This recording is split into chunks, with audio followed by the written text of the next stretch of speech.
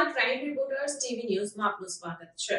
વિવિધ મુદ્દાઓને લઈને અંકલેશ્વર હાઉસિંગ એસોસિએશનના પ્રમુખ દ્વારા લેખિતમાં રજૂઆત કરાઈ। અંકલેશ્વર હાઉસિંગ એસોસિએશન દ્વારા કરાયેલી રજૂઆતમાં જણાવવામાં આવ્યું કે તળાવ બનાવવાથી આજુબાજુની જગ્યાના ભૂગર્ભ જળ ઊંચા આવશે અને રહેણાંકના પાણીના પ્રશ્નો હલ થશે અને અહીંયા રહેણાંક વિસ્તારના પાણીના ભાવ મીટર પર આપવામાં આવે છે, જે આખા ભારતમાં પાણીના ભાવ ક્યાંય નથી।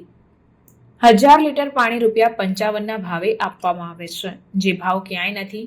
તો રહેણાંક વિસ્તારની પ્રજાને કોર્પોરેશન મહાનગરપાલિકાના ભાવે આપવામાં આવે તેવી વિનંતી કરાઈ છે અને આ બાબતે જીઆઈડીસી વડી કચેરી નોટિફાઈડ ઓથોરિટીને વારંવાર રજૂઆત કરવામાં આવી છે અને જીઆઈડીસીમાં આવેલ ગાર્ડન જે COP 7 બનાવેલી તેનું નામકરણ કરવા માટે પણ રજૂઆત કરવામાં આવી છે અને PMO અને CMO સાંસદ તથા ધારાસભ્યને લેખિતમાં રજૂઆત કરાઈ છે।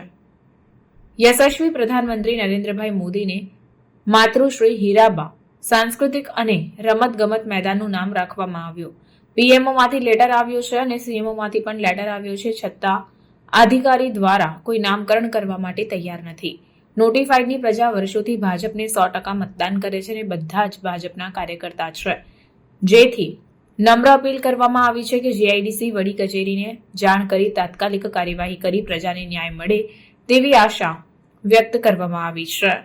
અંકલેશ્વર હાઉસિંગ એસોસિએશન દ્વારા માનનીય શ્રી જળ અને શક્તિના કેન્દ્ર મિનિસ્ટર CR પાટીલ સાહેબની મુલાકાત કરે, ઉપપ્રમુખ રમેશભાઈ પટેલ અને કુશળભાઈ રાદેજા સાથે, અને અમે જે પણ પત્ર વ્યવહાર કરેલ પાણીના તળાવ માટેના, પાણીના રેટ માટેના, અસમાન વહેંચણી માટેના અને COP 7નું જે હીરાબાનું નામકરણ કરવા માટેની આખી ફાઇલ અમે આપેલ છે પત્ર વ્યવહાર સાથે, અને અમારી સામે તેને CM સાહેબ સાથે અને જે જીઆઈડીસીના VCM જોડે વાત કરીને યોગ્ય કરવાની ખાતરી આપેલ છે અને અમને જીઆઈડીસીના VCMને મળી અને આગળની કાર્યવાહી કરવા માટેની અમને ખાતરી આપેલ છે એવું અમે નોટિફાઈડના સર્વ રહેણાંક વિસ્તારના પ્રજાને જણાવી છે।